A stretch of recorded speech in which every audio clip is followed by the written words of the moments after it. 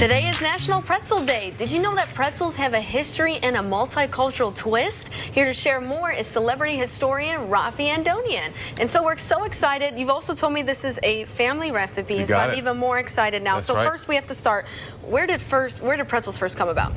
They start actually in the Catholic Church with Lent. You know, Lent used to be much stricter than it is today. It wasn't just no meat, there was also no dairy, no fish, no eggs. So you can have a lot of different foods, right? So pretzel at its core is water, salt, yeast, and flour.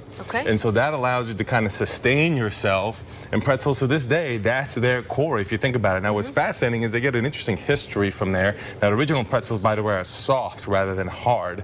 And so the hard pretzels came later, including my family's recipe, which I'll show you in just a moment. But one of the things that's really cool that you may not know is that in Austria, there's a coat of arms to pretzel makers. And that happened because of the fact that there were Austrian pretzel makers in the 16th century that were able to discover that the Ottomans were trying to dig tunnels because they were down in their bakeries, they were digging tunnels to invade Austria. And because of the warning that the pretzel makers gave, as a result of that, they got the coat of arms of that. Can you believe that? So pretzels have a major history. Now, speaking of the Ottomans, part of my family comes from the old Ottoman Empire, and this recipe here comes from that region, which is my family's version. So we have the basics, the water, flour, salt, and yeast. But the difference here is we also add black caraway, and we also add maleb, which is crushed seed of some sort that acts as a spice. And so if you were to take it and create this, I already needed this ball right here. You did the hard work. Correct, I did the hard work. And so now the yeast is rising, right? The dough is already risen. So what you would normally do is you take a ball. Here, grab one yourself too. Thank you. And you're going to make a little ball out of this, about 2 inches. It's going to look something like that. So you want to go like this, so it's going to be smooth, right? You want to keep doing it until it's nice and smooth. You don't want wrinkles in there so they come out, you know, looking like a good texture.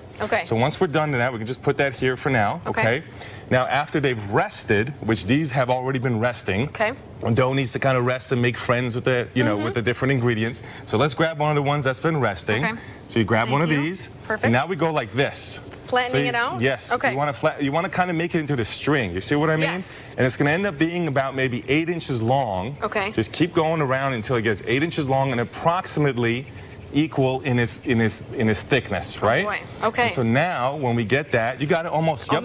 I know. And then now when we get it, we're going to do either a circle shape or a twist shape like I have over here. The traditional version would be a circle, but my family's version was a twisty, so I tend to do it with a twist.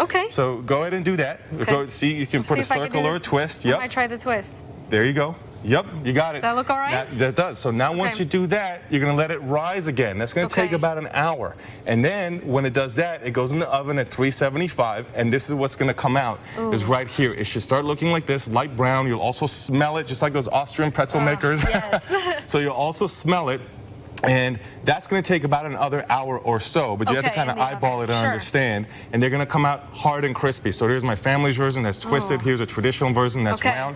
You can find the recipes for this at noshingswithnicole.com, which is a blog that has this. You just type in pretzel and you'll get the family version. Let's have a bite. Can we try it? Wait, this is so good. It has those extra spices.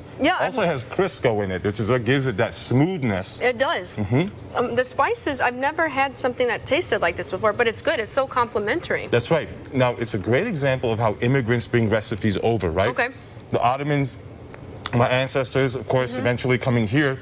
And in the United States, what we think of as traditional pretzels, it was German immigrants that brought them over here. And that's why most pretzels today are made out of Pennsylvania, where you have a heavy German concentration. About 80% of pretzels come out of Pennsylvania, being brought over by German immigrants, in my case, with the Ottoman immigrants. So it gives you a sense of how in the United States we have these different versions of pretzels thanks to immigration, but it all goes back to the Lent, the Austrians, the Catholics, everything we're talking about in the Ottoman Empire. That's amazing. We got to honor those pretzel bakers because they really came through. Well, Raffi, of course, we appreciate, not only do I get to go home with this great tasting pretzel, we learned something new. Thank you so much for sharing your family's recipe as well. Of course, for more information on Raffi Andonian, an endless amount of content, visit celebrityhistorian.com.